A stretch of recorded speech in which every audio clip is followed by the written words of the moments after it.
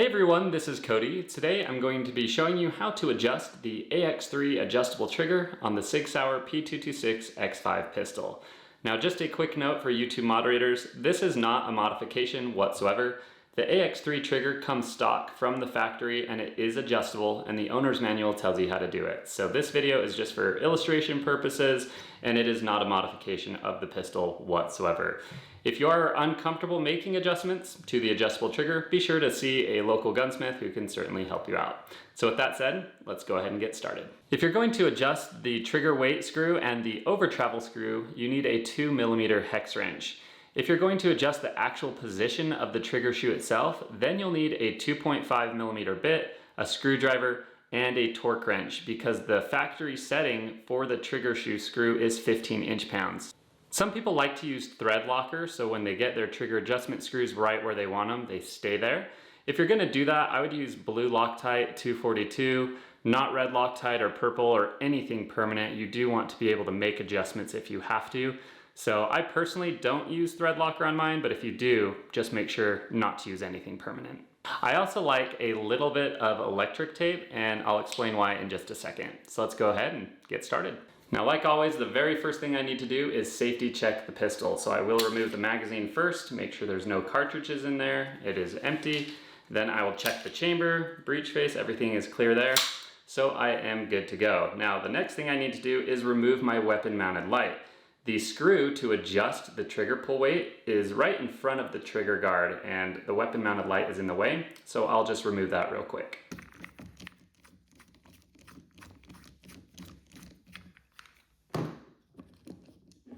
The trigger adjustment that I start with is the over travel adjustment. The over travel adjustment screw is located in the trigger shoe track. And the reason I start with adjusting the over travel is because the position of the trigger shoe actually moves forward or backward. It's one of the adjustments you can make. So if you move the trigger shoe to the rear position, you'll actually cover the over travel adjustment screw and you won't be able to adjust it anymore. So you want to start with the over travel adjustment screw, and then you can move the position of the trigger shoe after that. The nice thing about the P226-XFIVE is that all three trigger adjustments can be done without field stripping or disassembling the pistol. However, you just want to make sure that you start slow with the adjustments and that you don't overdo it with your over travel adjustment or your trigger weight adjustment, because if you do, it's going to cause problems in the pistol's function, which obviously you want to avoid. So in the case of the over travel adjustment right here, if you tighten that screw too much, what's going to happen is the hammer will not release when you pull the trigger, and a cartridge obviously is not going to go off then. That's a problem that you want to avoid. You don't want to disable the pistol because you over adjusted the over travel. So fortunately for me, my over travel screw is actually really tight. I have a hard time adjusting this from where it was set at the factory. So if you put in your 2mm hex wrench and loosen the over travel screw, it will give you some over travel, obviously. And if you tighten it, that's gonna take away over travel. Now the manual says basically what you wanna do if you want minimum over travel is you wanna tighten it so that the hammer is not released when the trigger is pulled. And then you're going to back it off until the hammer does release, and then you want to back it off another 1/8 of a turn, or about 45 degrees of a turn. So that would give you the minimum amount of over travel. Now some people do like a little over travel, so if I pull my trigger here, you see if I keep pulling, I basically have no over travel here whatsoever. So the way it was set at the factory is pretty good, but if you want a little bit of over travel, you will want to loosen this screw a little bit. So they do put a little hole in the trigger guard here, so if you want to go in through the trigger guard, you can. I actually can't get enough torque to turn the screw unless I come in with the short edge of my hex wrench. So I'll get my screw in here, and I can just barely get this to go. Oh, there we go, I got it to move there. So I'm tightening it right now. Okay, I've tightened it quite a bit. So let's rack the slide, pull the trigger. So the hammer is still released, so it's still functioning fine. Rack the slide again here, I'll keep tightening.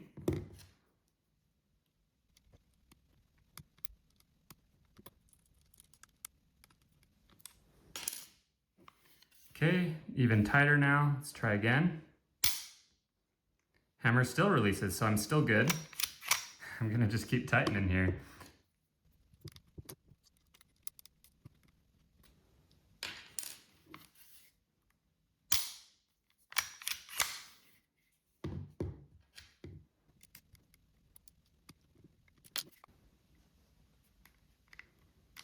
Okay, I've tightened it so far that now I can't get the trigger to release at all, so I now need to back it off.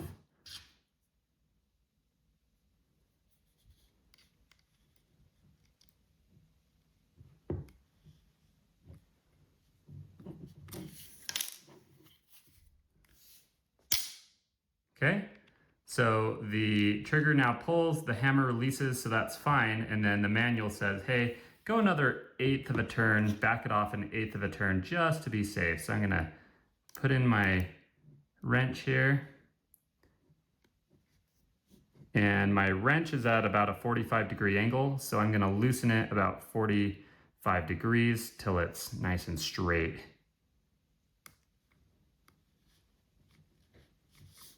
A little bit more. Okay, so now my wrench is straight. I rotated it about 45 degrees. And my over travel should be set right where I want it, which is very minimal. Yeah, see, I have basically no over travel, but it is loose enough that the pistol still functions just as it should. And the nice thing about this screw, as I mentioned, my over travel screw is very tight. Adjusting it is difficult, so I don't expect that to move at all, and I consider my over travel adjustment to be done. I'm not gonna touch it again. With the trigger over travel right where I want it, next I'll adjust the position of the trigger shoe to be perpendicular with the pad of my finger.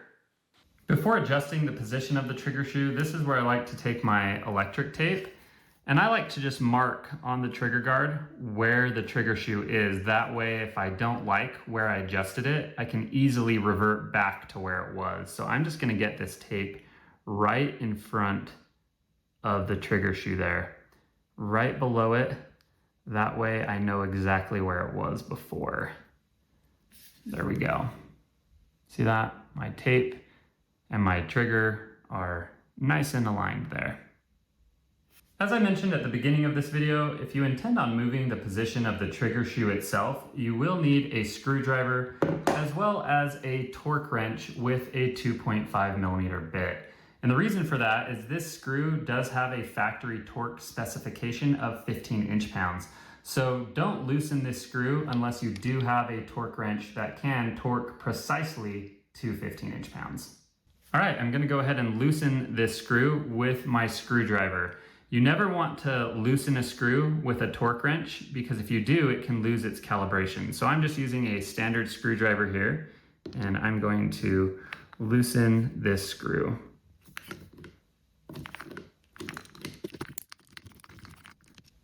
Okay, there it comes out. You see there's no thread locker on that or anything. If you look closely, you can see the track that the trigger shoe rides on. It's composed of really fine teeth, so that makes it so the trigger shoe can actually be adjusted to many different positions. So if I take the trigger shoe, I can move it forward, I can move it backward. You can hear it riding along that track. But notice, there is my over travel screw. So if I go all the way back, I can't adjust over travel anymore. So that's why you should always adjust over travel first and then put the position of the trigger shoe right where you like it. So for me, I'm gonna line that up with the tape that I put down right about there. And I like it so as I grip the pistol, my finger is perpendicular with the flat face of the trigger. So then I can just take the screw and re-torque it to the factory 15 inch-pounds. I have my torque wrench with the 2.5mm bit, and I'm just gonna set this to 15 inch-pounds. Okay, there we go. And I'll take the screw and drop it right in. Okay, there we go. And I'll just get this torqued down.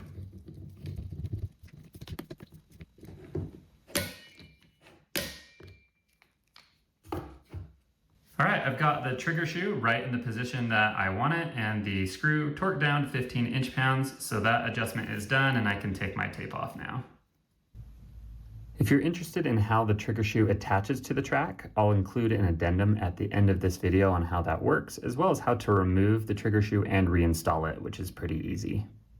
With the trigger shoe position adjusted right where I like it, the last adjustment is the trigger pull weight. I like mine as light as it will go, but that's the nice part about having an adjustable trigger. You can keep it light, like me, or if you prefer a heavier trigger, you can adjust it and make it heavier. I have my trigger pull weight set to about as low as it will go, so if I pull the trigger here, you can see just how light that is. Last time I did a trigger pull gauge, I think it was 2 pounds, 6 ounces, but I'll do it again for this video so you can see those numbers. But yeah, just really light and crisp there. One warning I have though, when adjusting the trigger weight screw, is to not loosen it too much. Otherwise, you won't be able to field strip the pistol. So field stripping the P226-XFIVE is a little bit different than the standard P226. On the X5, you have a gas pedal here, whereas on the standard P226, you have a flat takedown lever. So when you're shooting the X5, obviously you're gonna be pushing on that gas pedal, and you don't want it to rotate on you. So what they do is they put a pin here.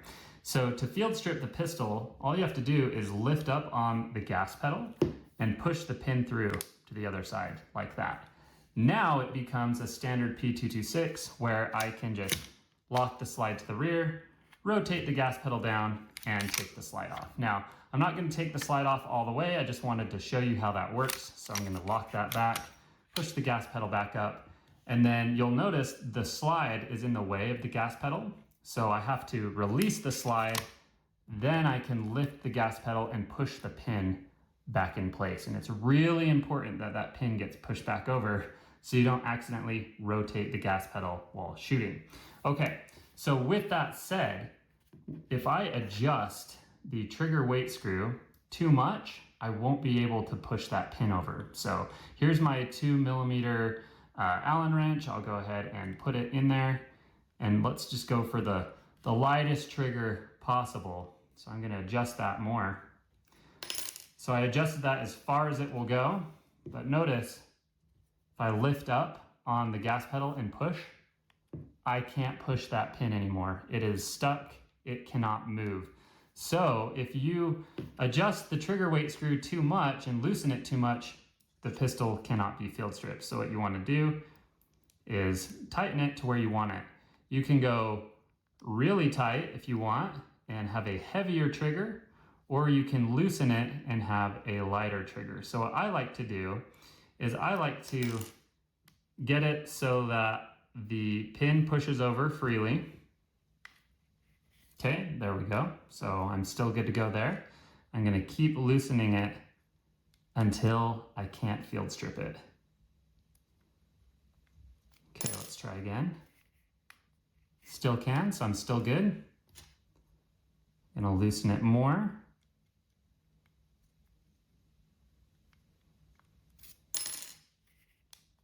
I can still field strip. Okay. Ooh, getting a little harder there though. So I don't think I want that. I'm gonna tighten it just a hair. See if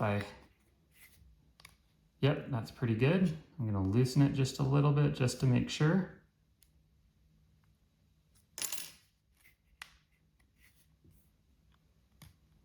Yep, still good to go. Loosen it a hair more. Still field strips easy, but it is starting to get a little trickier there. So I'm just gonna go a hair tighter and call it good. That is how I adjust my trigger. I want to be able to field strip the pistol, have it function properly, but I also want a light trigger pull weight. Yeah, nice and light there. So I'll go ahead and get my trigger pull gauge and we'll see just how light it is. I've never been the best at getting trigger pull weights on camera, but I'm gonna go ahead and try. So we'll get the gauge nice and centered on the trigger there and hit start. 2 pounds, 5.1 ounces, exactly like I said, is where I like it. So You can set, the trigger pretty light, maybe you're shooting competition or that's just how you like it, like I do. Or, maybe you're training a new shooter or something like that and you want to tighten that adjustment screw to make the trigger pull weight a bit heavier. But it is nice to be able to adjust that trigger pull weight to your desire. Now, technically, there is a fourth trigger adjustment. You should never adjust it though. I'm just going to show it to you. And it requires field stripping the pistols. So I'm gonna lift the gas pedal up and push the pin over. I'll lock the slide to the rear and then rotate the gas pedal down. Take the slide right off. There we go. And you can see that little bit of red in there. That is the pre-travel adjustment screw. It is adjusted at the factory. They put it in the perfect spot. And the reason you don't want to adjust the screw is twofold. The first reason is your thumb safeties will no longer work if you go too far with it. That's obviously a huge safety issue, so that's a big no-no. And the other reason is your trigger will activate on its own. It will, if you tighten that too much, the trigger's just going to release and it won't reset. So it will disable the pistol as well. So obviously there's no point in doing that. So really this adjustment screw is preset at the factory and you don't want to adjust it. And that's why SIG calls this the AX3 trigger, because of the three primary adjustments being over travel, trigger shoe position, and trigger pull weight. But I just wanted to show that to you in case you saw that in there. You should leave it alone and not adjust it. So let me just put this back together real quick here. Put my slide back on. Lock it to the rear. Rotate the gas pedal up. Now I'm in the standard P226 position, but I need to let go of the slide, pull the gas pedal up, and push the pin over. Very important there. So that is the three-way adjustable trigger, the AX3 trigger. All right, everyone. Well, that is how you adjust the AX3 adjustable trigger for the Sig Sauer P226-XFIVE pistol. As always, I hope that you found this video helpful, and be sure to subscribe if you enjoy content like this, as it does help my channel grow. Lastly, remember to practice safe firearm techniques whether you're at home or on the range. Thanks again and have a great day.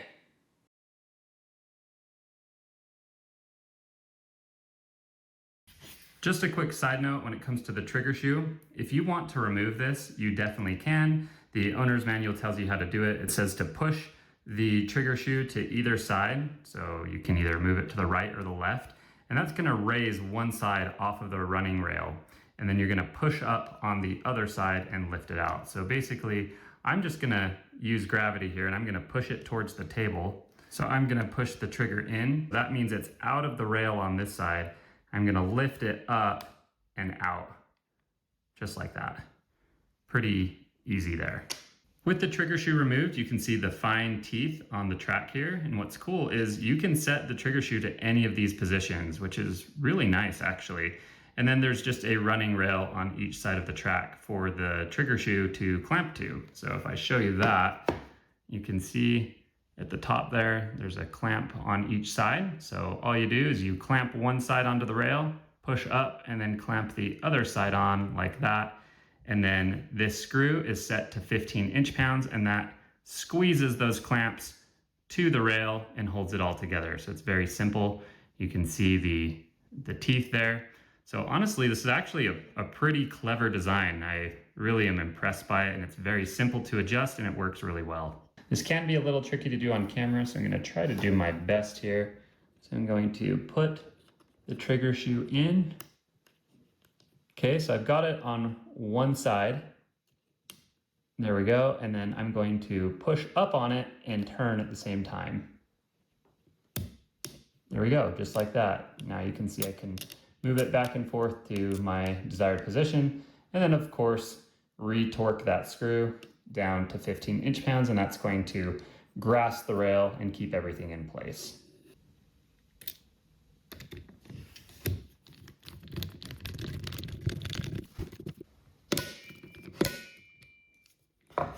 Just like that.